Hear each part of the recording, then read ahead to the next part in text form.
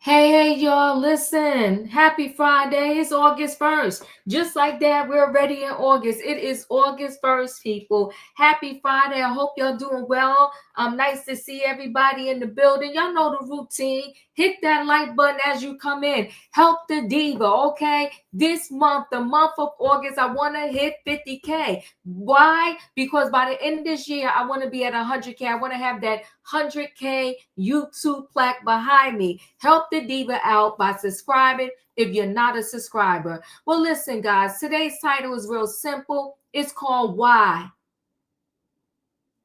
Why?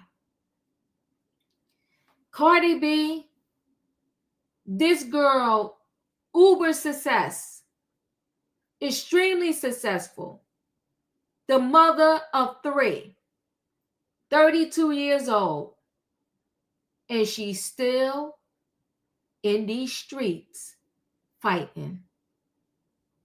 Buzzworthy. I want to say it's under gray hair. Nice to see you.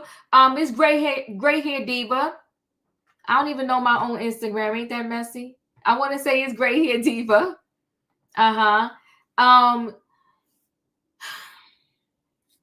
You know, they say too much is given, much is required.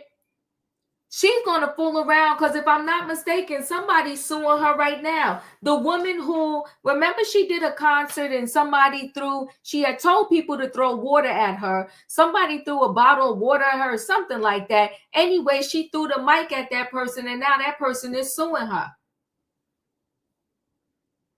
So she's being sued. And she's in these streets still acting like she has nothing to lose. I simply don't get it. Somebody has got to tell me why. So we're going to talk about it. Then we got Deion Sanders. You know, they said he had bladder cancer. And they saved him pretty much because they removed the bladder and created another bladder for him. And there was a video when he was in the hospital, I guess, getting one of the procedures done. Karuchi Tran. I want to say she used to date what is his name? Who did she used to date? Y'all gotta help me out. It's slipping my mind right now. Chris Brown. Thank you, Chris Brown. Right. So you saw a video of her when he was getting one of the procedures, and then everybody was like, "Oh my God, are these two dating?" Well, he did a podcast. And in the podcast, he was asked about their relationship, if they were dating. And he disconnected from the podcast, saying, "Ooh, we got a bad connection. I got to go." And I said to myself, ladies, we got to do better. When you got a man in your life who has a reconstructed bladder and 3 toes, because if I'm not mistaken, he had to get some toes cut off before. A reconstructed bladder, 3 toes, and he can't even acknowledge you. What are we doing? Why are we doing this? What are we doing? It just don't make no sense. I'm sorry, I got to go. It just don't make no sense at all. You with this man at one of his worst moments. You up in the hospital boo-hooing and crying. And this man can't get on a podcast and acknowledge you. It's problematic. But we're going to talk about it. Then we got this Ghislaine Maxwell. Honey, a lot of people have made a come up off of this Diddy situation. Yes, they have. I'm sorry, y'all. I just got to get a tissue. That's all. I got to get a tissue. Give me a minute. But yeah, a lot of people have made a come up over this Diddy situation. Okay? They have. And Ghislaine is one of them. Why? Because she's asking for a retrial. She's asking to get out. She's asking all kinds of things. And guess what? They moved her to a cushy prison. She's in a prison camp now. No barbed wires. It's like a dorm-like sleeping situation. Yeah, she got better accommodations. So they won't let Diddy out, and he offering them millions of dollars. But yet they listening to her. And when the girl clearly said that Ghislaine is the one that told me how to do this, told me how to please the people, if that ain't trafficking, then I don't know what is. And she was for real underage. You know, with the Diddy situation, they kept telling us the minors, and we never saw the minors. But in Epstein's case, yeah, we saw the minors.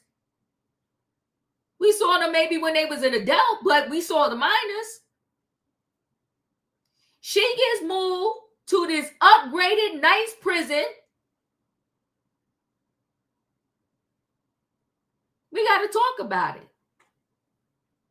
But Virginia, the one that took her life, her family is speaking out.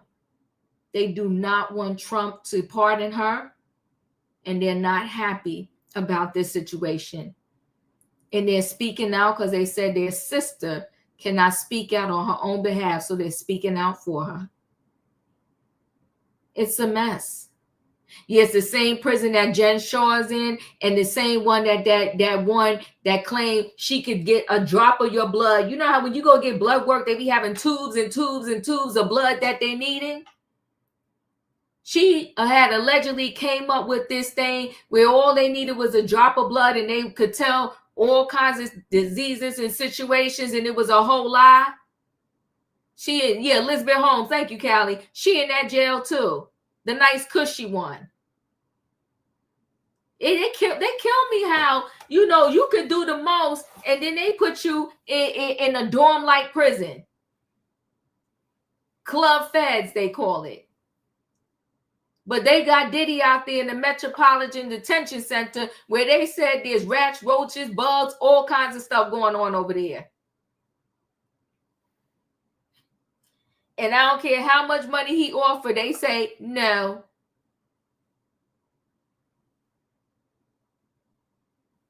Yeah, you know what increased matters? She did say that, but you know what's sad about those situations when people are in so much pain and they just feel like there's no other answer? It's very sad. It's very sad. And my heart breaks for her. And this Ghislaine Maxwell, she's about to get a come up. But I'm going to say I think her come up is probably going to come because, our prayers don't want her to run her mouth. And you could tell she's partially already getting her way because they moved her. Why else would you move her all of a sudden? You moved her because you want her to shut up, and she's probably going to get her way. And if she don't get a pardon, she'll probably get a reduced sentence. But that's what we're here for, people. We're here for trending topics, and we're going to talk about it. Okay, the title is simple. It's Friday night. The title is called Why. Y'all know what I need in the chat, right? I need a what? I need a choo choo. Hold aboard, everybody. It is Friday night trending topics, and we got stuff to talk about. Cardi B still in these streets fighting. 3 kids later. Diva, someone hit her car with a school bus a month before. Virginia's car?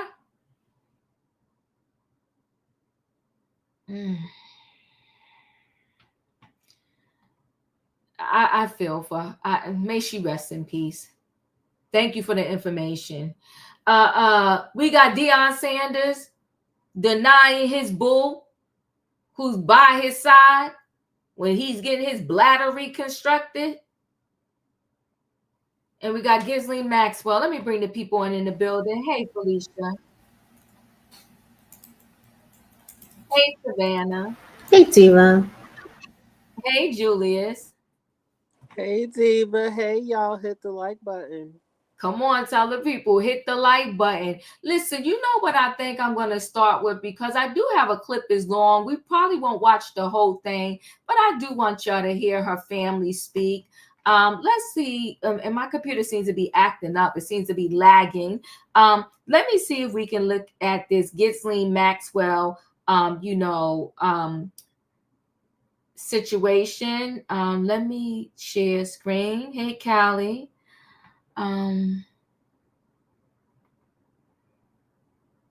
This is her family. And I'm going to try to hardwire it in, and hopefully that will help out my computer. So while I start playing this, I'm going to hardwire in and see if that will do me some justice. Let me play. And I want to bring in the members of Virginia Roberts Giuffre's family, her brother Sky Roberts and Danny Wilson, as well as their wives, Amanda Roberts and Lynette Wilson. And I'm just so grateful to have all of you here tonight to talk about something that I know is really painful, but also really important for each of you. And Danny, I think it's hard for anybody to imagine the emotional toll the last few weeks have probably had on your family. What made you decide to speak out tonight?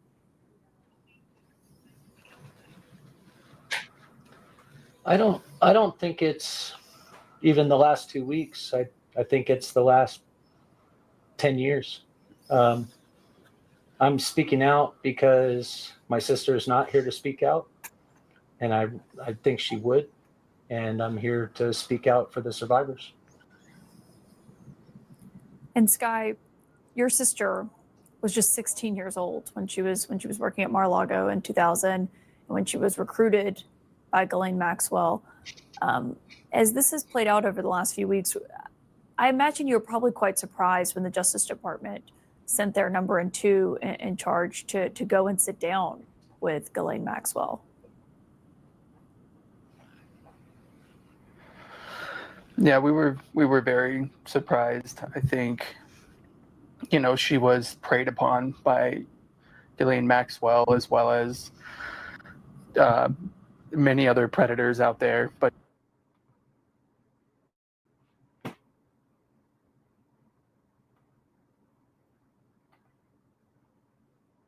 It's spinning. Hopefully it'll kick back in. Let's give it a minute here.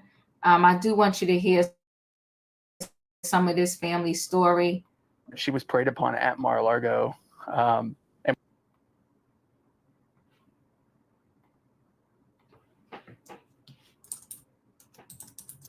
we were very shocked and very surprised that they were giving her a voice and giving her a platform to essentially possibly make a deal. And, reality to that is that there's so many survivors still out there that are affected by that, including my sister, who's not here to speak for herself. I think it's important that we stand beside them, that we stand in front of you and in front of everyone out there with a sign of strength on my sister's behalf, because she's not here to do that herself. But we stand with survivors here. And I want to make it clear that,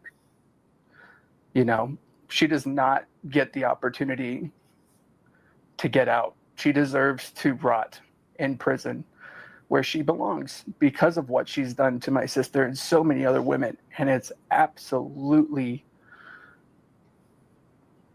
a pure sense of evil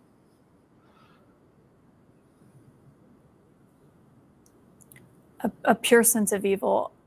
I think some people remember this and think of Jeffrey Epstein, but may not remember Ghislaine Maxwell. And I know that y'all as a family have said that at times Virginia said that Maxwell could be more cruel than Epstein was. And Amanda or Lynette, I wonder what either of you remember about what she had to say and her view of that.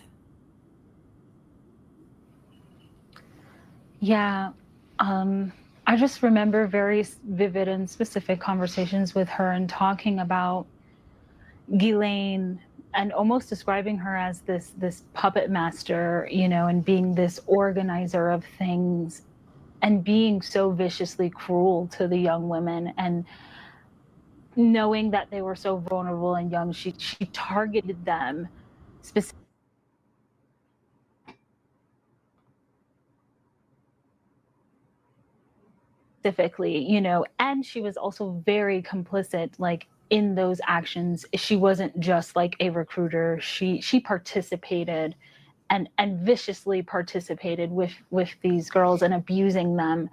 And so she just described her as this monster, you know, of a nightmare. Well, and, you know, Lynette, remembering that, I wonder, you know, as we're in this conversation of whether or not she'll be granted immunity to speak to Congress, or whether a pardon would be on the table, or even a reduction in her sentence that she's serving right now.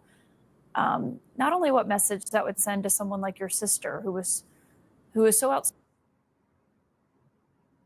outspoken about this and such an advocate, but also to the survivors, the other survivors in this moment. I mean, I think that's really the point, and a big reason why we are even speaking out, because it does send a message to the survivors that, you know, if you're in power, if you've got money, if you've got connections, then you're above the law. Because if there is any kind of conversation around leniency or potentially getting out, this wasn't someone who was a minor player. This was someone who was an organizer in this sex trafficking ring. She was alongside Jeffrey Epstein, and as Virginia said, she was most of the time worse than him. So it's just sending a message to survivors that their voices and all of the hard work that they've done for the last however many years, 10 plus years, doesn't matter, and it does. And as a people, we should be listening to survivors' voices and survivors' testimonies, rather than someone that was convicted of the crime. Sky, when you hear the word stolen used to describe what happened to your sister when she was recruited away and sex trafficked, I wonder what goes through your mind.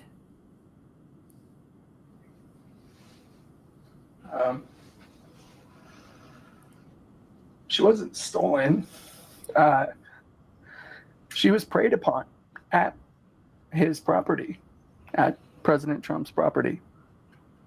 And I think it's very important that we don't treat it like stolen. Seems very impersonal. It feels very much like an object. And these survivors are not objects. Women are not objects. What goes through my mind is that it's time to protect survivors, and it's time to protect the young women and our future generation of young women. So no, she wasn't stolen. She was preyed upon. And it certainly makes you kind of ask the question, you know, how much he knew during that time, right? Even a couple of years later, even after he, I believe he had stated something along the lines of cutting off communication or kicking him out. He described Jeffrey Epstein as somebody who really enjoyed being around young women. And so she was preyed upon. She wasn't stolen.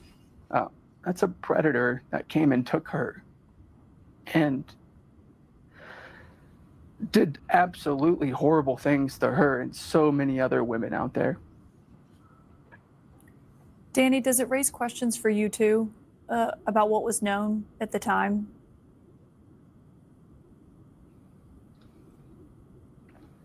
I think my sister's whole story makes me ask a lot of questions. how things went down and how things were facilitated. I think something that I was thinking of earlier was, are there still people working there that are underage or young women? Hopefully we've come up as a society and put laws in place to protect young people at work. I know when I was growing up, you could just get a job. I know now having a young one at home, there are things put in place. And I think that those kind of checks and balances need to be put in, everywhere. When it comes to questions, you write in a statement today that even 20 years later, Virginia would wake up screaming with nightmares about what happened to her, about being trafficked. And if you could say something to the president or someone who does have the power to pardon her or reduce her sentence for Ghislaine Maxwell, Amanda, I'll start with you, but how you would respond to that, or what message you would want to get across?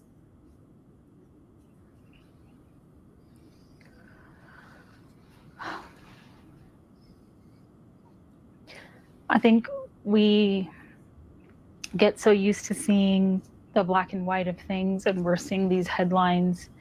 And I think that we've completely forgotten that these are human beings who are still surviving the very real trauma they endured. And that never goes away. You become strong and learn how to fight through it. And that's what she did. She turned that pain into strength and let it drive her to keep going. But it never leaves you. And people who commit those crimes against someone deserve to feel those repercussions. They don't get to rest easy while these survivors are still trying to live their life every single day.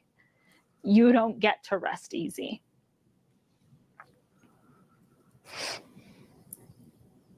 Lynette, some people may argue that maybe people should listen to Ghislaine Maxwell because she saw and heard what happened. I wonder if you think that she has any credibility, though, from your perspective, knowing what you know and heard from Virginia. Actually, no. I don't see any real reason to speak with her. She has perjured herself in the past, and we're talking about a sex trafficker, a monster that could do unspeakable things to young women without conscience. So what would she do to get herself out of the situation that she's in, the uncomfortable prison sentence? I think that, survivors have come forward. They put her in jail. They've come forward with their stories. They've come forward with the allegations. They have the information. It's already in there. There's no way that Epstein would be in jail or Ghislaine would be in jail if they didn't already have that information. So we question what can she really add and what's going to become of that. Sky, in the statement, your family notes that you believe what we've heard from very powerful figures lately has only raised more questions that you say you want answers to, that the public wants answers to, but also that the survivors deserve here. What questions do you want answered tonight?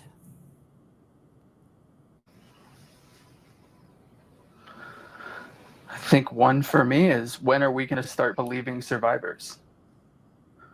I think that's a very powerful one. And it's certainly something every survivor feels. We've had the opportunity to speak with so many powerful survivors out there. And I think it's important their voices get to be heard. I think another question that I have, and it pertains to, we already talked through why Ghislaine Maxwell should not even be considered remotely by the Department of Justice to be released or get some sort of pardon. But I think the other thing that we need to speak about is why aren't the documents being released? And so we want that question answered. We want to know, why aren't the documents being released? They deserve justice. These survivors had something taken away from them they can never get back. And it's time for these monsters to be exposed and get something they can never get back, which is their freedom. Danny, do you also want to see everything released? Oh, absolutely. I got we all sat down and talked to survivors of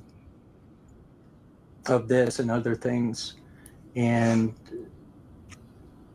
it was really personal for me in that these women, they've all gone on with their lives and they've had kids and they've bought houses and they have jobs, but this has still followed them.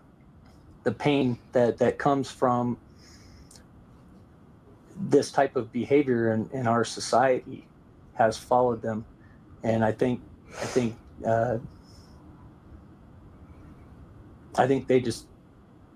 we as, and somebody asked me this earlier, I don't look at this as a Democrat or a Republican thing. I look at this as a human thing.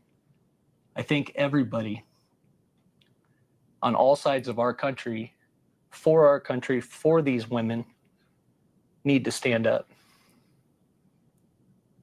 And everybody, once that collective voice is together, and that's my dream, and I think that was my sister's dream, once that collective voice is together, we're untouchable. The people the innocents, the people that go through this, and that's what I think is going to stop this type of behavior. Do you think your sister would have wanted this information out there? I know it. That's exactly what I was going to say. One of the last months that she was with us, we had a conversation about that. And still to the day that we lost her, she was still fighting for those documents to be released. They are sitting in our court system right now. She wanted the world to know what they've done to her and so many other survivors. And she had been fighting that to her very last day. And I think we have taken that mantle on, and we will continue to fight with her and for all the other survivors, so that their truth is known to the world and that they're vindicated. She told you in one of your last conversations that she wanted the information out there. Yes. Unequivocally, yes. She wants the information out. It is a current case that has been active and is sitting in the courts right now for her documents to be unsealed and for those monsters to be exposed for who they are and what they've done. Everything that y'all have said tonight is so powerful and so compelling and understandably very difficult and challenging. And I just want to say thank you to each of you for being willing to come and talk about her legacy, her advocacy for survivors, and just what that meant. Sky, Amanda, Danny, Lynette, I want to thank you all so much for joining me. Thank you so much. Thank you. Thank you. Okay, hold on one second. I just thought it was important for us to see the family speak, because this is not just about Ghislaine getting out, getting to go to a cushy new prison. It's a story behind what happened. And Virginia said that Ghislaine was worse than Epstein at times. Let me share screen again. If my computer wants me to. Let's see.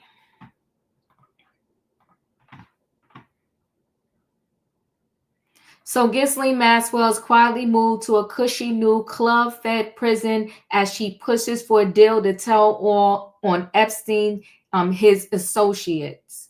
Notorious as trafficker Ghislaine Maxwell has quietly been moved to a cushy prison camp known as Club Fed as she tries to hash out a deal to divulge her sordid secrets about late PD ex Jeffrey Epstein. The 63-year-old convicted child SP was transferred from a lockup in Florida to a minimum security prison camp in Bryan, Texas. The Federal Bureau of Prisons confirmed to the Post on Friday. No reason was given for the move, but it comes days, let me just pause that, after she met Deputy Attorney General Todd Blanche twice while trying to seek immunity and a deal to spill her secrets about Epstein.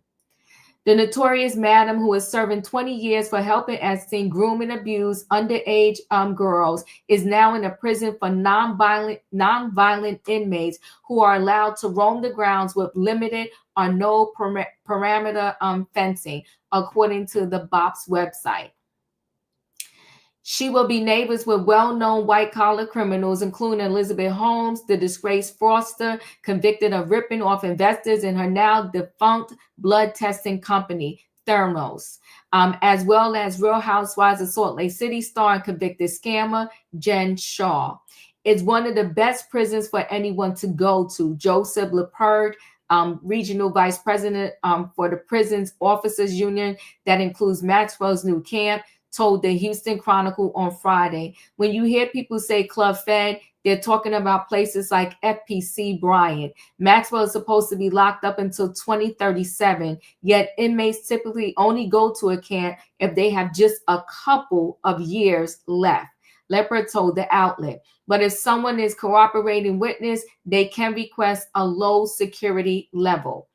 Her unexpected move from prison, from Federal Correctional Institution in Tallahassee, was handled directly by the BOP officials rather than U.S. Marshals, according to the New York Sun, which said it included a brief stopover in FCC Oakdale in Louisiana. No reason was given for the unexpected move. Maxwell's lawyer, David Oscar Marcus, also declined to elaborate, saying, "We can confirm that she was moved, but have no comment." However, the sudden transfer comes a week after Blanche, the DOJ's second in command and formerly President Trump's defense lawyer, huddled with the disgraced British socialite and her lawyer at the U.S. Attorney's Office in Tallahassee.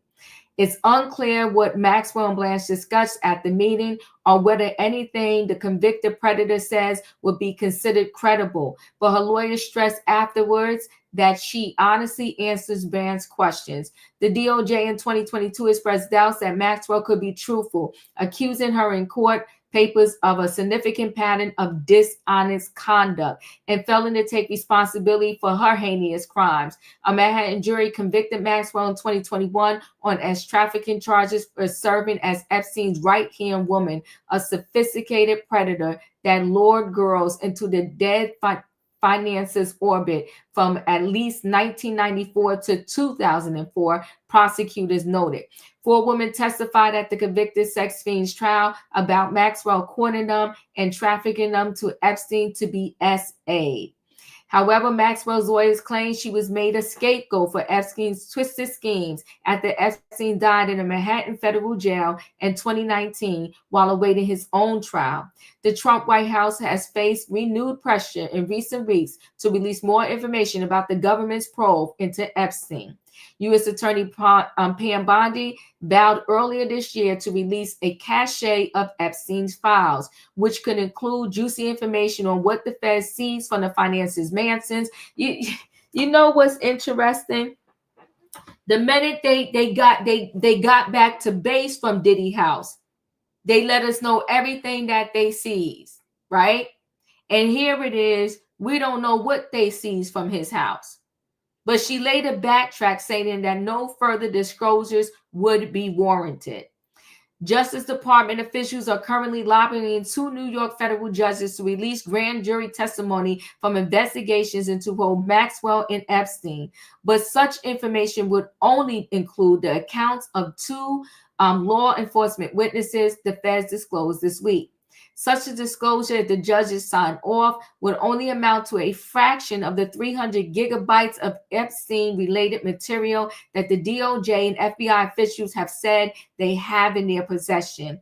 Maxwell has also offered to testify to a congressional committee about Epstein, but only if granted immunity for what she says. President Trump has the power to pardon Maxwell, to release her from prison by commuting her sentence. When asked earlier this week about the possibility, he didn't rule out doing so, but insisted he had not been approached directly with a request to pardon her. So it's interesting because I'm sure when they raided Epstein's mansion, they found a lot of stuff. Julius, your thoughts?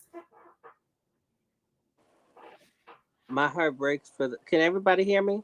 We can hear you. Okay. My heart breaks for the family. I hope that they say they will, but I hope they continue Virginia's fight, because I do remember reading about her advocacy, and she fought hard. Very hard. And the whole debate about releasing the files, you know, certain supporters, they're like, well, okay, Trump's in the files, but what about Biden and stuff like that? But this is different here. By other sources, it's coming out that Mar-a-Lago was the epicenter of this recruitment. This is not a shocking surprise. We know of a certain word that this man is, and he is working feverishly to block this. Like the whole thing calling for President Obama to be arrested for treason. Distraction. It's because he's going to be indicated as being... we wanted Rico in the Diddy trial, Enterprise. He's working so hard to block these files because the actual Enterprise is in those files. Now, do I think we're going to see those files? No. I hope I'm wrong. Who knows? But remember this. Mar-a-Lago, and they said Florida, epicenter, recruitment center. And Trump recently said out his own mouth, oh, forget Epstein. He stole one of my girls from, sir, excuse me. He did what? But you said you didn't know him. Yeah. I hope they continue Virginia's advocacy, and that they speak, and they do not let the powers that be silence them. Thank you, Julius. Callie, your thoughts? I'm still wondering, how is it that this man ran for president twice and was elected, and this whole situation did not happen then? Also, I think one of the family members even brought this up. If they don't have this evidence, then how was this woman convicted in the first place? And I think that this is now what's creating this problem. My question would be, I would like to know what was presented in her trial as evidence. Because if she was convicted on the evidence that was presented, then what grounds does she have to get out?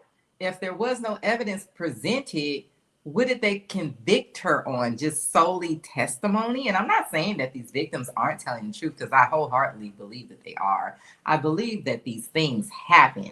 Now, I don't know who knew about what, because like I said, Epstein seems like he was a social climber. So I believe that he would purposely put himself in the room with celebrities and businessmen to make himself look legitimate, because there was always a rumor that he actually stole all of this money from a person who was a PDF file. I have no idea, but I think he was a legitimate businessman? No, I do not. I think it was all a facade, and I think that him being around these celebrities and these other people, that was part of the facade. Now, my whole thing with this, if you knew that you had some affiliation with this case, number 47, why did you ever bring this whole thing up? And I know that he wanted the clicks and the views and the track and the algorithm and all of that stuff from the conspiracy theorists. But the problem is the conspiracy theorists are going to eventually want to see the documents. So it's like, how could you have not known that this would happen eventually? This whole thing is just so strange. Like, if you never intended to release these documents, then why did you ever even bring this whole thing up? Why did you even have any mention of this ever? It's just so weird. I don't know, hey or nay. We might get some documents that don't have the information in it. I have a feeling that's where this is going to end up going, that something will be released. Nobody will be happy because it won't say what people want it to say. And we'll never know if this is the real information or not. Is this going to lead to a dead end, I think. I appreciate you. Thank you. Savannah, your thoughts? So I'm gonna focus on the on Virginia and her story when it comes to Ghislaine, because I've seen several documentaries with Virginia and some of the other young ladies in it. Virginia was trafficked to Prince Andrew by Ghislaine, and the Duke of York, and if y'all can recall that they summoned the prince to the castle, and the Duke of York paid Virginia a large amount of money for her to keep her story quiet, because she had evidence where she was violated by Prince Andrew on several occasions, with Ghislaine being the connector or handoff, if we say. It's to the point where she even ended up moving. She had to move out of the country. Virginia was found. She unalived herself, and she also had several children by her husband, who was also extremely abusive to her, and she suffered a lot of physical, emotional, and she still battled with the trauma of what Ghislaine and Epstein did to her. But the one that was she was the favored to, because she was 16 at the time, 16, 17, was Prince Andrew. He had a really strong liking for her, and so they all always made sure that she was available. So when 47 uses a word as that she was stolen, as if she's a piece of property or an object, I can see why the family is extremely offended and hurt, because that's how he sees people that work for him or service him, is as objects, as you're less than, insignificant. And he was, as well as it is rumored to be, Bill Clinton and some other music execs in the circles when this young lady was being trafficked around, as in one of her documentaries that is still on, I believe it's on Hulu. So my heart always has broken for Virginia, because her story has never wavered from what happened to her during her time working at Mar-a-Lago, it is the center for a lot of parties, but it wasn't that, of course they had those parties, the free calls as they're called or whatever. But it wasn't the epicenter. The epicenter for those parties was in the Virgin Islands, in the islands. I don't know why all these billionaires have to have an island where they traffic these people, these vulnerable people. We hope that her family has a good lawyer, because she has children. Virginia has some adult children that will also be coming out and speaking against Ghislaine, because they do have some evidence of what she did to their mother. So this is going to be an onion that's going to continue being peeled, and it's going to cause some tears, but really, really stink and be rotten when we get to the real story. Thank you, Savannah. Wayne, your thoughts? I don't think Virginia unalived herself. She had mentioned, I saw a clip where she said she hadn't interacted with these people for years, Ghislaine and all of them, for years. She said she moved to Australia. She said out of the blue, she gets a call from Ghislaine Maxwell. Have you talked to anybody? First of all, she wants to know how they even know where she is. Want to know if she talked to anybody, had anybody approached her, all this stuff, So to go through those extremes to find somebody who's wants no part, I think something nefarious went on. Also, I know she held it was heavy on her. The other thing, Ghislaine Maxwell, she's not saying she's innocent, and she's not saying she didn't do any of those things. Her thing is that Jeffrey Epstein cut a deal with the feds, and the deal was supposed to be for him and all his co-conspirators. Her thing is that she was a co-conspirator. She said, I'm a co. So that same thing that applied to Giuffre should apply to me. Not only that, I think this is a favor. I think this is just one of the steps that 47 is using. He said they were real good friends. He knew them. They lived down in West Palm Beach. They were real good friends. He can't do the obvious like right off the bat when things was going on. But this is the year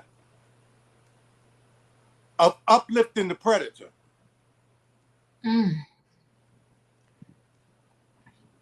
He got that. They just got a man today, Lawrence Taylor, who was found guilty of a 16-year-old. And now they're going to have him heading, well, it was a children's event that they invited him to. And now because he's was an athlete or something, over school lunches, preparing, getting kids healthy and all that. J6. All those people that were in there had other charges. A lot of them had other charges. A lot of them were predators. And they all got pardoned. This is going to be nothing for Trump to pardon this woman. This is one of the steps. He moved her to a nicer place. She going to walk. And for the family of Virginia, I hope they don't hold their breath. Everything comes through Trump. They only going to know what his Justice Department wants them to know, as long as he's in there. I'm done. Whew. Katrina, your thoughts? Yeah, I'm with you, Wayne. Oh, hey, Diva. Hey, panel. Hey, chat. These people are sick and twisted. First, he said, 47 said he didn't know Epstein. Then we get pictures of him partying, discoing, and everything with Epstein. Then he came back and said that the man stole somebody from his Mar-a-Lago. And I know these people was working, but I want to know, what was their parents? The parents didn't know none of this. Nobody knew what was going on with their child. Where were they? My child is 16 years old. Why is she traveling with these people that I don't know who they are? Some And of them are homeless. I mean, someone was older, but I'm just saying that one was 16. But the thing Homeless. I'm saying, I'm just saying the thing of it is, I want to know what my child is. I'm thinking my child is working, and nobody's asking like where my child at. I mean, I don't understand. And these predators, because that's what they do, they prey. They prey on the weak, the vulnerable, and the young. And for Trump to be the president, the mastermind behind all this, and people want to be like, this man don't care about who he lets out. The people that he let out got the same charges that he got. So he feel like whatever he does is not wrong. So he feel like this is not wrong. He feel like everything that he does is right. He's a liar. He's the biggest liar. He's a deceiver. And the people that I put in that branch is Satan. I don't trust nothing about this man. He don't bring no good. Ever since he got in office, it's always been something back to back. It was nothing good. These people lost jobs. These people lost homes. These people have starved. And by her moving to a minimum prison, the feds, the thing with that is it's easy access to get to her. So I hope she think that he's doing it for her cause, but don't be surprised if she end up like Epstein. Because see, now she don't have the security around her that she had at that maximum. Now you got minimum security. So she's moving there, and Trump does everything with agenda. He does nothing that's not going to profit him. Everything that he does, it got some kind of way it has to profit him. And for her to be trying to get a pardon, and yes, she got locked up because she perjured herself. You was this man's slave, and they said that you did things worse than he did. This is sick. These people are sick and twisted. And all of them. I mean, everybody that he hangs around, the Tate brothers, Abercrombie and Fitch, all of them, they all are, these people are sick. And when you mess with God's kids, with his children, you got a whole different wrath coming down on your head. You think you're getting away, but you're not getting away. You're not going to get away.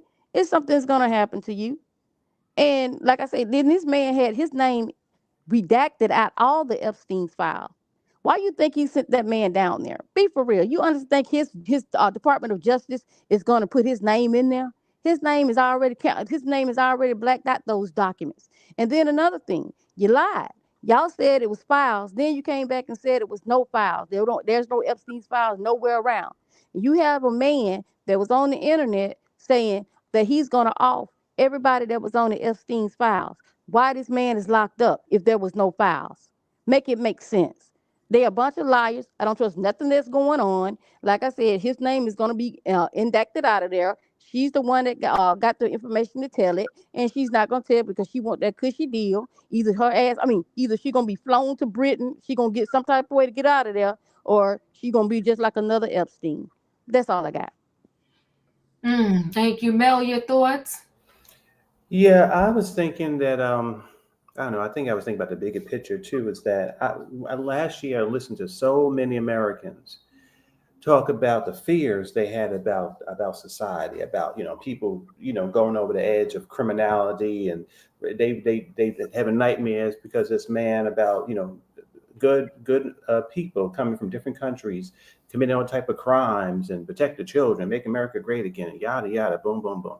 I don't believe not a damn thing that those Trump voters, when they say that anymore, I won't. I don't believe it after the election. This man is the high level criminal, and everything he does is involving blackmail of other places, ripping apart families. You treat this damn deranged, unhinged, evil spirited Ghislaine Maxwell with more dignity than you have treated other people in this country. How can you treat this damn deranged lunatic with kid gloves and treat a lot of us, even the people that voted for you, in ways that it's not even, you wouldn't even treat a dog? It is outrageous. It is abominable that he can say that this woman was a nice woman, and you have people unaliving themselves. You have people having nightmares about things. her connection to all the elite people of the world. She has, and then you have, and I'm listening to people I shouldn't do. I shouldn't listen to these people who voted for him, because I listen to the fundamental Christians, and I listen to, people look the other way about so many different things, and I get enraged. I get enraged because as a gay Black man, he said that I was a problem. You see, I was a problem of this country, and so with certain other groups of people and other immigrants and all. And I work, mind my business, go home. I'm not doing half the crimes he does before he get his head lift off the pillow in the morning that he in his house. I don't believe in that. So it's very angry to me that this woman, who is connected to the destruction of so many young people. So I'm so angry. I saw so many documentaries of these girls. I think what Wayne was saying, some of them were homeless. They were homeless. They didn't have no families. They were thrown out. They had mental problems. They didn't have learning. And you took advantage of these people. Now you're waiting around for a deal. Mm-hmm. You talking about you want to get put into more cushy. She should have been put under prison, in my opinion. You should. Oh my God. It's unbelievable. I think, they make up all these excuses. It's terrible. We are living in a country where he's doing things around us. It's crazy. This is got good neighbors. So amen to all of that. Amen. So I had an opportunity, Diva, to listen to the friends and the family. Mm-hmm. And they are distraught. Yes, they are. Mm-hmm. First of all, Virginia's gone, and she left us in a very sad and tragic way. And so they're probably still grieving her loss. Mm-hmm. And then we have the sisters who were some of the earlier victims of Mr. Epstein and Ghislaine. And they too are going through things. But I think that all people who have been victimized, been abused, who have been manipulated, lied to, go through and rarely ever fully heal. But I find that when you keep fighting for justice, you are also fighting for healing and fighting for peace. Mm. So I encourage them to stay in that good fight. They look determined, they sound as one, and I pray for their success. Now let's talk about Ghislaine here. The one thing we do know is she has wealth. She has certain amounts of money. So she was able to tap into Alexandra Shapiro, who was one of the attorneys on the Sean Combs case. Ms. Shapiro's specialty is appeals in the appellate court.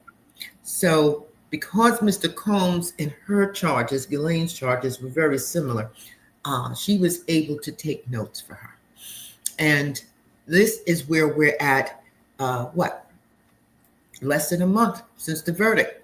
So Ghislaine been in there for about 4 years and we haven't heard much. But the Combs case is, as you said earlier, is opening doors for a lot of people, and it's changing the face of how the law was done. And let's not forget, Maureen Comey is out. She out, gone. I don't even know if they're ever going to hire her again. I don't know. Okay. But she had a lot to do with a lot of what has happened here. Kelly brought out an excellent point. I don't even remember who testified in Ghislaine's case. Did a trial happen?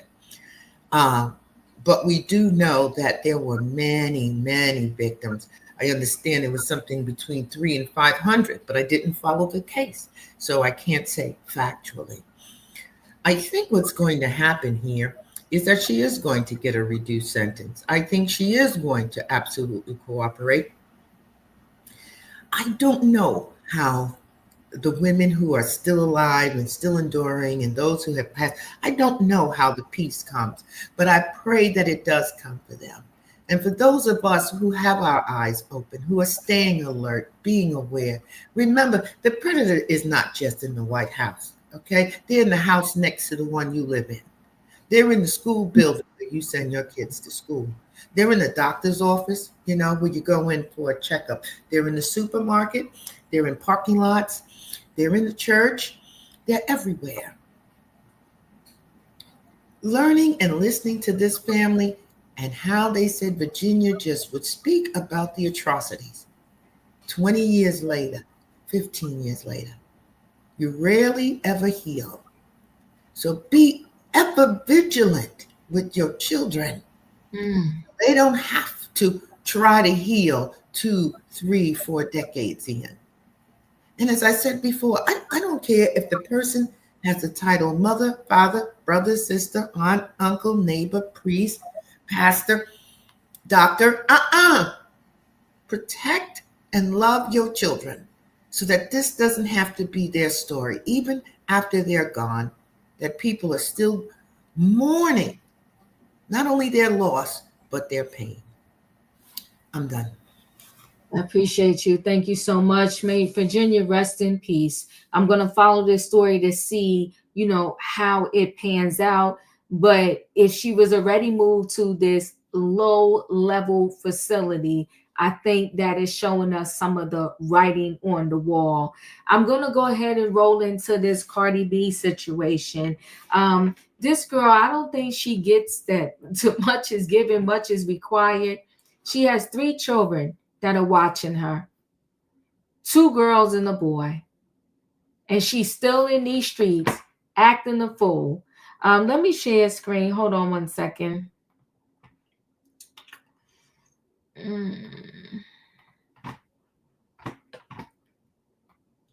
So Cardi B and Riley fight in France. 3 sides to every story. Here's 2 of them. Let's take a listen to Cardi B talk. I'm getting checked. I'm in the line. My thing is about to go through TSA and whatever. And I turn around and I literally see this woman. She's in a wheelchair and she looked like in distress or something. Like she looked in distress. So I looked at her. I couldn't even believe my eyes because I feel like I've been waiting for this moment for a long time. I couldn't even believe my eyes. And I can't believe I'm in France. And this is happening all there and then. So anyways, I'm on the line and I'm waiting because I know she has to go upstairs to the lounge and we're going to the lounge. And it's like, all right, that's where we're going to handle our business. Because I know she's aware that we in cons and I'm aware that I'm in cons. Like, ain't nobody trying to go to jail. So I'm on the line and I see that she's set up now. Now she's not in the wheelchair. Now she's standing, but she's staring at me. Like she's staring at me, like literally staring at me. She's not getting her eyes off of me. So now I'm already thinking to myself, like, it's like it is what it is. We're about to fight right now because she looking at me like she wanted. So that's when I start arguing with her, and like I start arguing with her, and she's just telling me like, you need to grow up, like be for real, grow up. So that's when I threw a JBL speaker on her head, and she said, you feel better about yourself. And then she's acting like now she's gonna fight, like, but she wasn't being like aggressive. She was like, oh, okay, now, because I guess she was sick. I don't know what was wrong with her. So then I guess my security is like, like now he in between both of us, because now the police is really coming. Like they're really rushing to the part of the airport. And she was saying, you feel good now? Like you good? That's what you wanted? And I kept saying, yeah, that's what I wanted. Of course I'm gonna get my lick back. And you know that I'm not lying because she practically saying it herself. I don't know why you said that I was throwing a shoe. And why you not saying that you got hit in the head with whatever? But you know what? Whatever. Yeah, you're right. I wish we could have fight to the end because I need to die knowing. I need to die knowing that. I don't give a how old we are. But at the end of the day, that was good enough for me. Like that was good enough for me. I honestly cannot believe that you came online and talk about that because that's kind of embarrassing. It's kind of embarrassing, but you know what? You know what I'm saying? Like it is true. Like we are older. We are mothers. You're in your 40s. I'm in my 30s.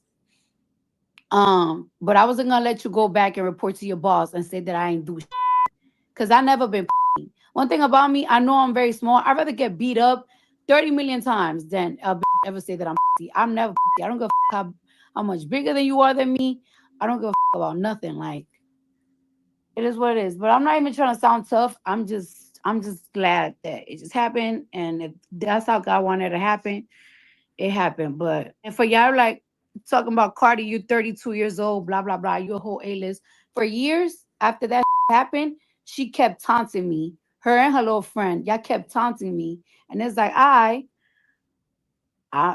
never send nobody for y'all. I never send no there's no nothing to beat nobody up. I did it. I did this myself. So don't tell me that you 32, you did this, Nah. You're bugging if you think I'm gonna walk around this earth knowing somebody put their hands on me and I ain't do shit.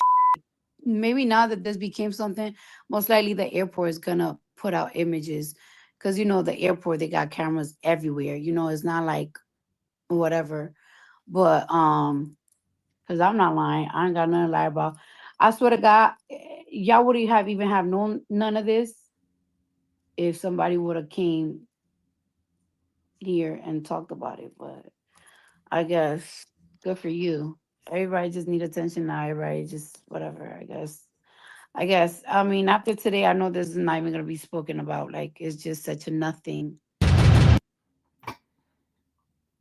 Cardi B and Riley have two different accounts of how their recent run-in went down at the Cannes airport. But one thing is agreed upon is that there definitely was a clash. The bombshell news came courtesy of Raw spilling the beans to the guest host Ray Daniels on the on-sited podcast Thursday, much to Cardi B's charging, who called Raw a clout chaser for making their latest encounter known in the first place. We'll take a listen when it cues up. Both ex-love. Wait, hold on one second.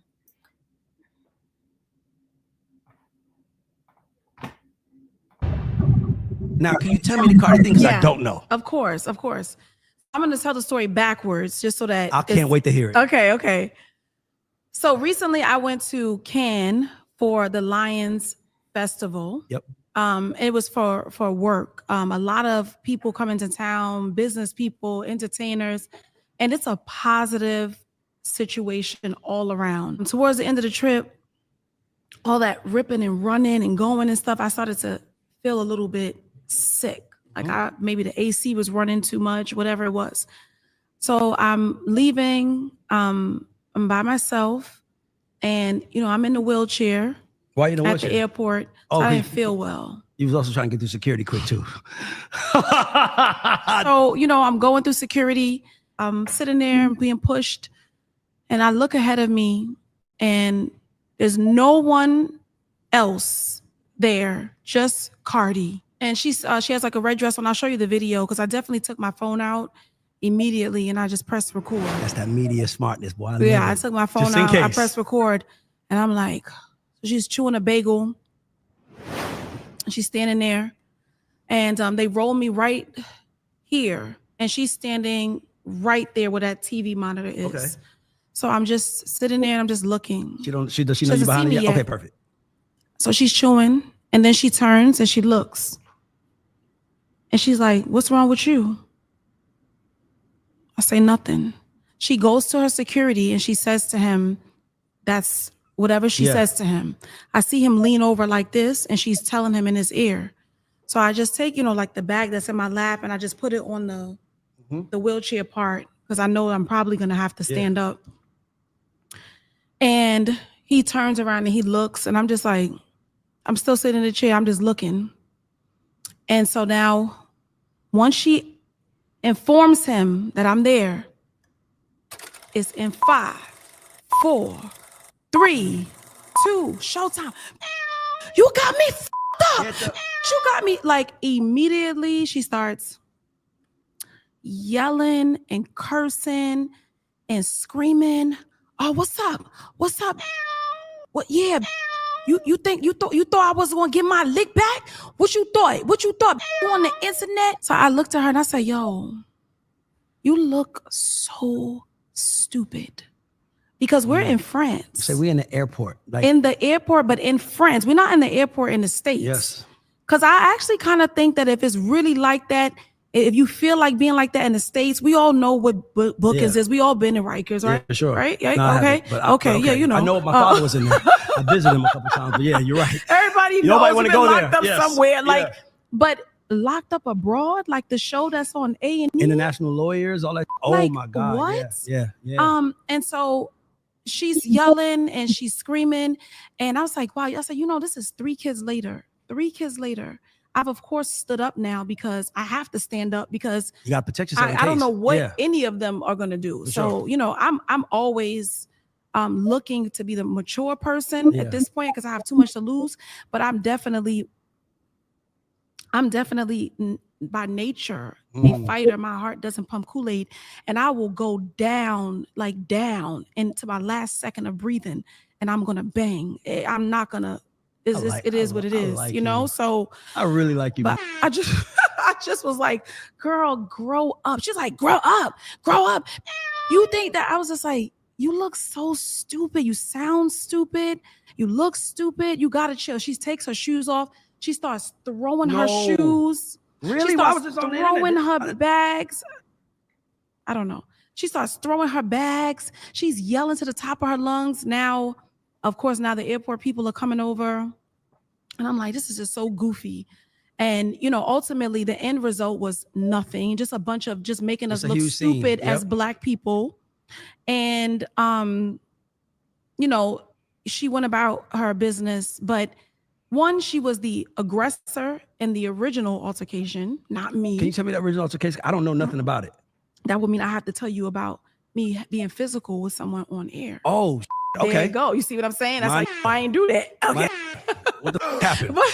But I'll tell you, but she was the aggressor. No one initiated anything with her. So the first thing that happened in my head when I hear that? What?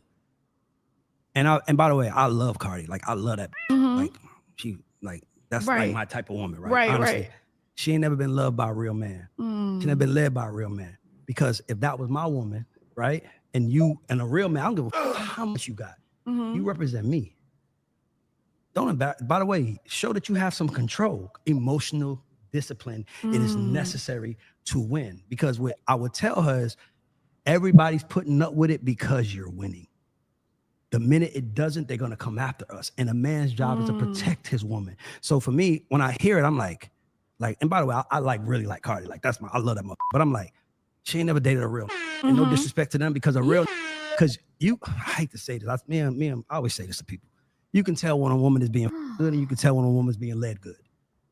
As a man, like now I don't know how, but as a man, I can look and tell she's taken care of. Or you're not being led. You're being good probably. You think that's leading because he has a Both Love and Hip Hop New York stars agreed that an argument immediately broke out at the French airport.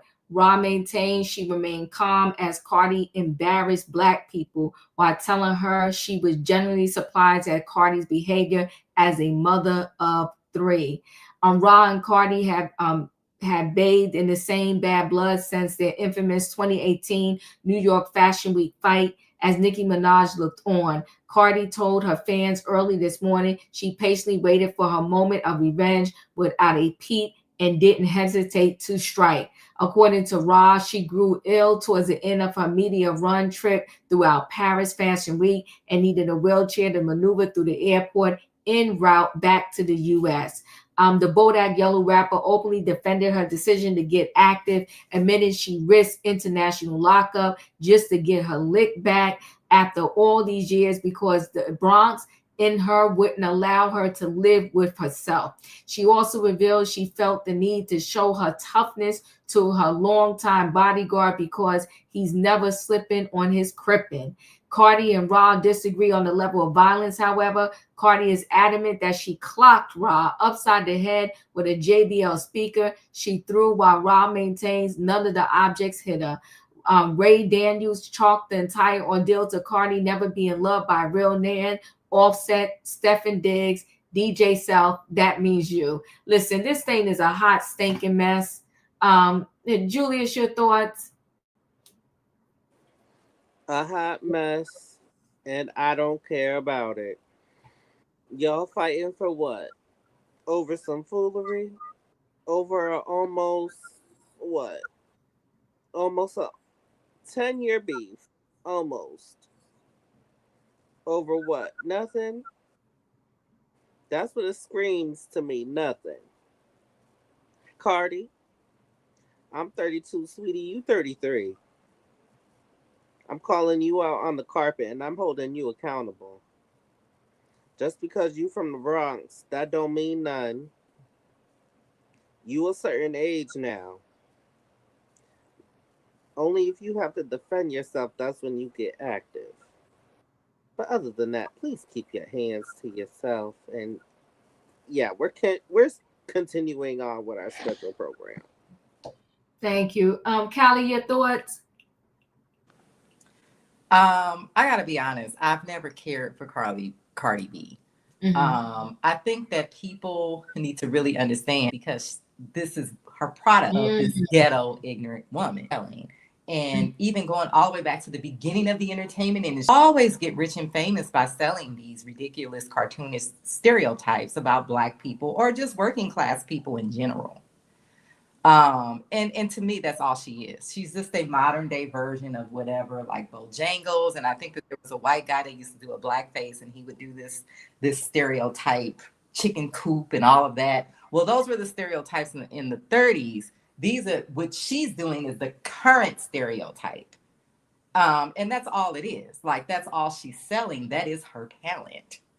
So I don't expect her to act any differently because I honestly think that she's a certain type of person that is only famous for that reason. She's not famous because she's some smart, pulled up, talented businesswoman or some artist that works her behind off like Beyonce or has a voice like Whitney Houston. She's famous because she sells this negative stereotype and people find it entertaining and funny.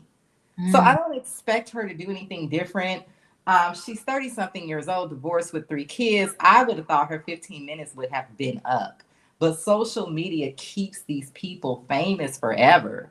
20 years ago, she would be into the whatever happened to her category by now. People be like, whatever happened to that girl? I wonder. But now people stay famous forever. Cardi B, in my opinion, reminds me of the few Black girls in my high school that weren't Black, and literally it was maybe about 10 of them. I went to a predominantly Black high school, and they would behave this way because in their eyes, this is what made them fit in with Black people. And this is what it was to be Black, is to act like this. I mean, let's just be real. We can say that Cardi B is Black all day long. She's obviously culturally different from us, and her parents do not look like our parents. So for whatever people want to take with that is fine. But I mean, I've seen this stick before. I don't expect anything different from Cardi B. I really wish that instead of defending herself, she would have sent her to jail. I know it's hard to let somebody hit you. It's your instinct to just get up and try to defend yourself. I probably would have done the same thing. But in hindsight, I wish that she would have just let her hit her and get locked up. Thank you. Mel, your thoughts? Yeah, I know. I think we live in a crazy time because I'm just trying to figure out, not just Cardi, but just in general in 2025, it feels like how much money does it take for you to be happy? Like she came from the Bronx. She said, and I was listening to some interviews. She said, I came from nothing, had a hard life. A lot of people did. And I work hard to become a rapper or whatever, just to make the hundreds of millions of dollars that she has. She has a lot of money. So you would think that now that you have that money, you have children. Again, just ingredients that people say once they get there, they will be happy. I'm just confused. Like you have access, you have a lot of money, I've seen her children, beautiful children. You have the world on a string if you could see that way. But I don't know if she wakes up in her right mind in the morning. Because the simple fact is, if you've gone somewhere from a reality show where you were struggling and you said you had some issue with some woman 2,000 whatever years ago, and you see her filming you, okay, film that would annoy me too. I don't want to be filmed without my permission. So you got somebody in a wheelchair filming you, that's annoying. You might get cussed out real quick. But all that stuff, the hands and all that, listen, you got hundreds of millions of dollars. Why are you doing that? Like Miss Callie was saying, I think it's because you're cosplaying. You're trying to act like you're somebody from the projects, or whatever. You're just trying to be something else. And, I don't want to overgeneralize, but I know I live in New York City and we have a predominant really strong community of Dominican people here, and they will tell you to your face that they are not African American, that they actually are, that they're not African American, they from Dominican Republic. It's a whole other conversation. And Cardi has had some issues with the Black community over her social media over the years. She's not been very culturally respectful to the community that supports her. But yeah, I don't know. I just think that she got all that money. But again, I think for some other rappers, some other lady rappers, some other people. And I'm always confused when you have hundreds of millions of dollars in the crazy country we live in, the crazy world we live in, where people are literally in hell. You have the ability to go around the world. You see somebody from 20 years ago, you're gonna lose your mind. That's stupid to me. And then, like Julius was saying, I don't give 2 craps and 14 thoughts about that woman. I really don't. And that's all I have to say. Yeah. Felicia, your thoughts? This is just embarrassing for Cardi, Ra Ali, and all of us who just had to listen to that bullshit. I'm not clear on why we had to suffer through that. One's in a wheelchair, and the other one claims to be with a bodyguard. They're in Cannes doing all these fabulous things and flying home commercial. Really? Come on.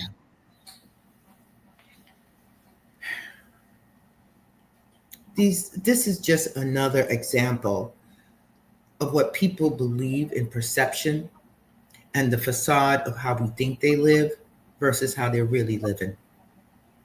She's not happy, and the Rod chick ain't happy. Neither one of them is happy.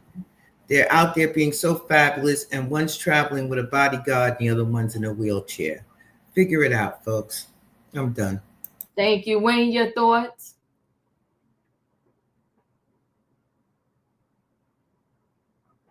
I don't know. Wayne, are you there?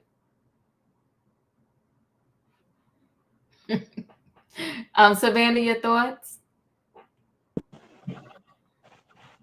I have so many going through my head right now because, it's bad enough what they think of Americans when we go to foreign countries and we display this type of behavior. But they're also, I'm not familiar with the one in the wheelchair, but Cardi B is internationally known and has a very large following and has no self-discipline, emotional intelligence, or self-control. And then you're in the lounge, and I'm assuming it's the Delta Lounge, and you're in there displaying this type of behavior, being unruly, where there's other passengers who are just trying to have some quiet time. This is why people pay to be separate from regular folks down at the gate, and they pay, a couple $1,000s to have a little bit of disconnect and quiet time in the Delta Lounge. And then you got these grown ass women acting the fool. And then some of them probably don't even know who they are. All they know is they see a loud woman beating on someone in a wheelchair. At some point, Cardi does, and I really hope that she does grow up, because I didn't hear anything that other woman said that was incorrect.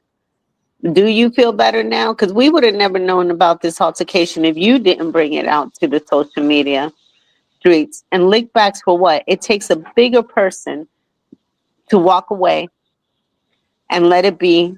This woman is nowhere near on your level, but you just had to go back to the Cardi B of love and hip hop. So I'll never understand her, never will be a fan, and I really hope she grows up. Yeah, I hope so too. Katrina, your thoughts? Okay. I'm just gonna lay it out flat out, whatever. Okay. When Cardi got jumped, because Rod jumped her at that fashion week because of Nicki Minaj, and she put a knot on Cardi's head. Now, what I'm saying is, you can't and you in a wheelchair. You don't know how somebody gonna come back at you when you have done something to them. And I'm not giving her no pass or anything like that. Don't get me wrong. But she jumped this girl, gave her a knot because Rob was fighting for Nicki Minaj. Okay, now you in a wheelchair. You don't know what type of person, you don't know what a person is thinking. Like, and then you was bragging on the internet that he gave her a knot side the head. See, that's why she didn't want to talk on that thing, because she was going to implicate herself in, because she really did attack Cardi at this point in time. And I remember this time. So I'm not a Cardi fan or anything like that, but Cardi is from the streets. Cardi is from the strip clubs. And they're known to fight. Cardi is the type that, well, you already know what she did. She had somebody to beat up the girl that was messing with Offset. And yes, she do need to grow up. I can say that as well. And nothing about it is nice. But Raw Ali is not innocent either. She's not innocent at all. Because I used to watch Love and Hip Hop and all that type of stuff back in the day when New York, they was in on the New York brand. And Raw is not an innocent person either. She is very bowdy. And she just got caught off guard. Because this girl, I mean, you don't know how somebody going to retaliate. That's the whole thing. Stop jumping into the other people's beef. You should have let Nicki Minaj handle her own thing, and you wouldn't have had nothing to do with it. And now you don't know how people gonna come back and get you when you're not able. Because you seen her standing in a wheelchair, and then you videotaping her. Why are you recording her? You shouldn't have been recording her no way. So I'm not like I said, they grown women, they got children, and they need to grow up. But why are you recording her? You antagonizing her. She ain't antagonizing you first. You did it to her. So, like I said, you don't know how somebody's gonna retaliate against you when you're doing things, and you don't know when the get back gonna come back, and you don't know how that get back gonna come back. So the thing of it is, just stay out of other people's beef and let them handle it own. But that's all I got. Thank you, Wayne. Your thoughts? You know, this is just entertainment for that generation. You know, what's the difference in the Housewives of Atlanta fighting all over the place? Married to Medicine, women fighting in their 30s, 40s. I mean, to us, this is like, oh, they're crazy. But this is entertainment. It must be working, they're getting paid. I'm not approving it, but to them, this generation, this is what they live for on the internet. You don't see it too much blasted on regular television. It's this social media, and it just keeps it going, and it just never dies. That's it. Woo! All right. Well, I'm gonna go ahead and roll into this very last story. Deion Sanders. K. Michelle's joining Housewives of Atlanta. Oh God. All right. Let me share screen.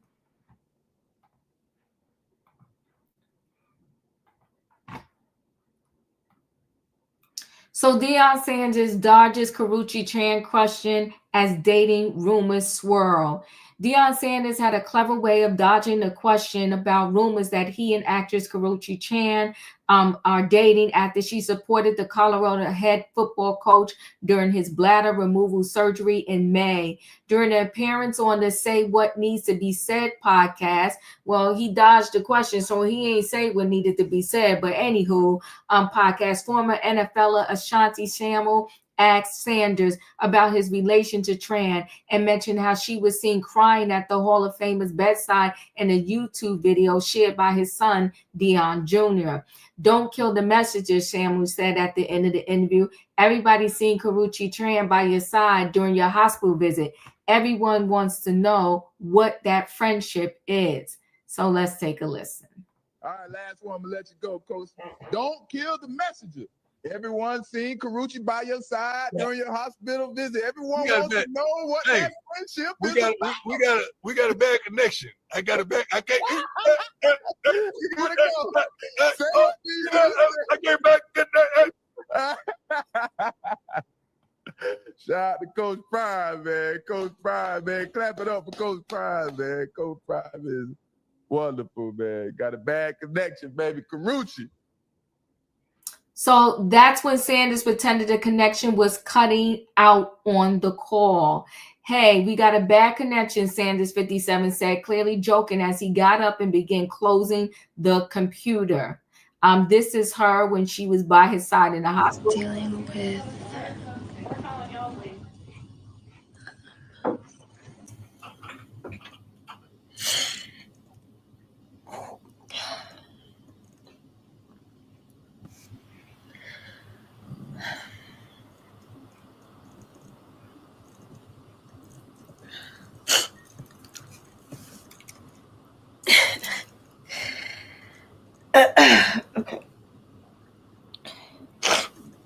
We are dealing with bladder cancer.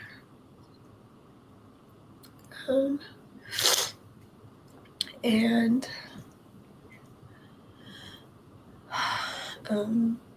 he is having his bladder removed, and they will create a new bladder with one of his intestines. And this option was, I guess, the best because it fully removes the cancer to ensure that it doesn't come back, because it was close to his muscle. So yeah, we are here to fully remove the bladder.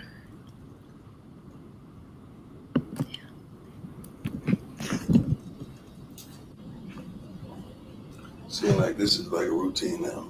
I've been here so much. I think Lauren said this is surgery number 14. Something like that.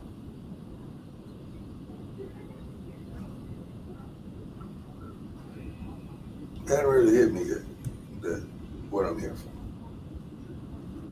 I'm not going to play that whole thing. You see it. Sanders laughed it off and praised Sanders for his leadership and wisdom. Tran, 37, was seen crying while sitting at Sanders' bedside as he was about to go into surgery after doctors found a cancerous tumor in his bladder. The Claw star held Sanders' hand as he was escorted on a gurney to the operating room. We're at the hospital because we're dealing with bladder cancer, Tran 37 said, while taking a pause to cry. He's having his bladder removed, and they will create a new bladder with one of his intestines. And this option was, I guess, the best because it fully removes the cancer to ensure it won't come back because it was close to his muscle. It's unclear if Sanders and Tran are dating, and they have yet to address the rumors. Sanders and his longtime fiancee, TV producer Tracy Edmonds, split after 12 years together in December 2023. Sanders revealed he is cancer-free while addressing his health issues at a press conference Monday in Boulder, which included Dr. Janet, Director of Urological Oncology at the University of Colorado Cancer Center. He took time away from the team in the spring for an unspecified health issue. Sanders added that his doctors found the bladder cancer during a routine checkup on his blood clots in his foot and leg. In 2021, the Hall of Famer had his left big toe and second toe amputated due to blood clots. Sanders, who's coached Colorado to a 9-4 record in his second season with the team, agreed to a 5-year, $54 million contract extension in March. The Buffaloes opened the 2025 season against Georgia Tech on August 29th in Boulder. Now, you standing by this man's side and he's not acknowledging you. What are y'all hiding? What's going on? Oh yeah, he was dating Tracy. Yeah, he was dating her. I hope for full recovery too. Julius, your thoughts?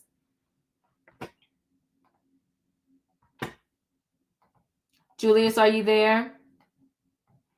Okay, we're gonna go past Julius. Yes, I'm here. Okay, go ahead. Well, it sounds like he's cancer free. That's all. That's always a good thing. Can everybody hear me? Yes, we can. Okay. It sounds like he's cancer free, and that's what I was gonna say. I hope he recovers. It sounds like she was scared and nervous. You know, someone you love You don't want to confirm it to the public. And honestly, this should be the year of privacy. Keep it off social media. Go ahead, Karuchi. I know I just jacked up her name. I'm sorry. She was nervous.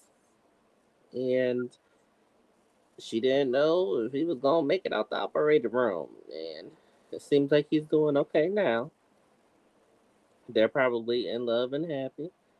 And if they are, great. That if they love it, I love it. Thank you, Callie. Your thoughts? Well, who knows what's going on with them? I mean, you just never know with people. You know what I mean? Who knows? Maybe they're not really like together. I have no idea. You know? Just because we saw her in the operating room, you know, we kind of ran with this conclusion. That doesn't mean that they're a serious couple. It just means that maybe she was dating him and he got sick and she felt bad. You know what I mean? I think that sometimes we start making up this whole story about people, and that may or may not be exactly what's happening. So time will tell. Thank you. Katrina, your thoughts? Yeah, I'm with Kelly and Jules. Maybe I like prime time. I used to love watching him play football, and then he did baseball. I mean, he was the man back in the day, and he's a good guy right now. But I know Pilar is a little cray cray, but the first wife. But if he making her happy, she making him happy, all well and good. I mean, most time if you want a relationship to work, you don't put it out on Front Street because it's gonna be scrutinized by everybody on the web. So he's keeping his business to himself, but I think she care about him. If she in there crying and sending her wait for him to go through surgery, something is going on. But good luck to her and to him. That's all I got on them two. That's it. Thank you. Savannah, your thoughts? I want Karuchi to not forget how far she has come and everything that she has gotten through. I don't want her to get lost in this relationship, whatever it may be, friendship with Deion. She's 37, which I was surprised. I thought she was a little younger because I was going to say he's old enough to be her dad. But in the relationship he had with Tracy, he wasn't ready to move to that final commitment stage with her. And I remember the show that they had on one of the channels for a little while. He's not the marrying, tying down type of man. So I just want Karuchi to not, because she's come through a lot, and it took her a lot to gain the strength that she has, and she's had to deal with some demons and things that have happened to her. So I really want her to stay strong and to lean into her strengths and, not get lost in this relationship, whatever it is, or friendship. But he is battling a very serious illness, and he does look like he's gaining a little bit of strength. But Deion is Deion, and just because he's older doesn't mean that his stripes have changed. Felicia, your thoughts? Okay, so I had a non-boyfriend once too, but he had all of his toes. Okay, he had all of them. None of them was missing. You're so dirty. Let me. I've been coming up here for a while, and I can be shallow, but I think I've also am consistent. I love good-looking men. I love a fine man. That starts with having all your toes. Yes, it does. Yes, it does. Now, if you're my husband or my fiance, and something has happened. Come on, talk to the people. You lost a toe or two. You lost a bladder here or there. Your heart maybe stopped ticking a little bit. Maybe this happened. Well, we got that kind of commitment to one another. Right. So I'm going to be right there with you. Amen. Talk. Julia said, oops, I messed up her name. Callie said, well, I'm not going to blow up a story. I don't know what she was doing there. Somebody in the chat said, well, was she the nurse? Wait a minute. At minimum, she was there. He could have acknowledged her presence. Come on now. And said thank you to her for being there in a very troubling and dark moment in his life. Come on. What you showed me was he responded like a 17-year-old. And most 17-year-olds have all their toes. They're in good form, okay? They're not 57 and I'm 37, okay? Now, we just come out of the Combs trial. That would have been a problem, right? Because Mr. Combs 55 and he was 35 and 33 and they was groomed. So am I supposed to think Karuchi being groomed? This is ridiculous. It's very clear that she does not matter to him. Whether it's a friend, a girlfriend, my lover, my prayer warrior, my would-be nurse. Because listen, when he was coughing and spitting up the blood or had to go use some kind of tool so he could release some of the extras, she was there wiping and cleaning and crying. Come on, talk to the people, Felicia. And she wasn't getting paid. So this is embarrassing on both sides. So I think it would be best that they do keep it off the media. And it tells me, and my co-counsel, I'm shocked, because what I saw there is not a gentleman, is not a kind person, is not someone who's mature. I really didn't. And then he said that was the 14th time he was in there. That's what he said.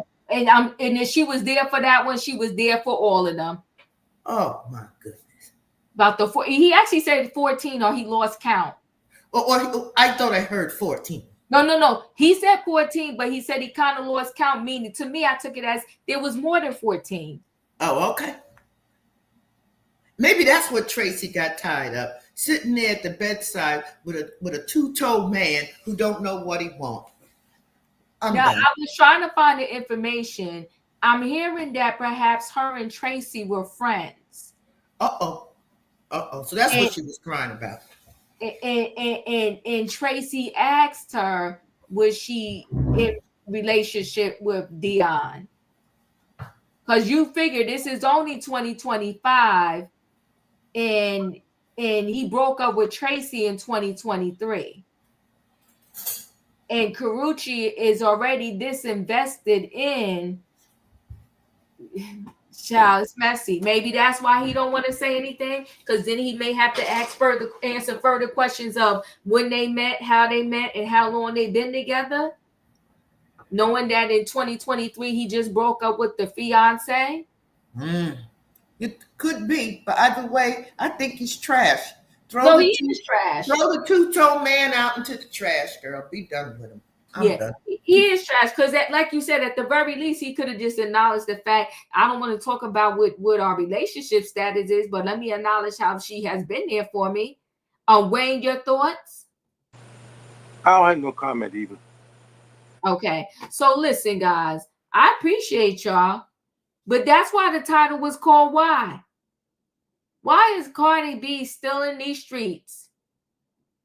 Still in these streets, 3 kids later, all this money. She must like going back to the court. She must like, she gonna end up being a Shannon Sharp, giving away all her money and her legacy to somebody else and not her kids. The title was called Why? Why? Because Deion Sanders, you couldn't acknowledge that girl. Clearly she loves you. And she said, So we here dealing with this bladder cancer. breaking down crying. And somebody asks you who she is, what she is, and you said it's a bad connection, your internet is out, and you close the computer and you exit the building, and you going up on a podcast that say it like it is or say what you mean or whatever. And it's Ghislaine Maxwell. You know, there's a story. You want victims? That Epstein and Ghislaine, they have victims. Not for play, for real, for real. And it's interesting how they ain't tell us nothing they collected out of that Epstein mansion. But the minute before they even finished in Diddy mansion, they was telling us what they had, which was a bunch of nothing, but they was telling us. Had his kids hemmed up. And the real ass trafficking was going on with they on the Epstein Island. Listen, people. Thank y'all for being here Friday night. This was a long one. We don't usually be here on Friday nights like this, and we haven't done one of these in like forever. Well, there's stuff we got to talk about sometimes. I'm glad y'all was here. If y'all didn't hit that like button on the way in, hit it on the way out. Good night and goodbye, everybody. Choo choo. Choo choo.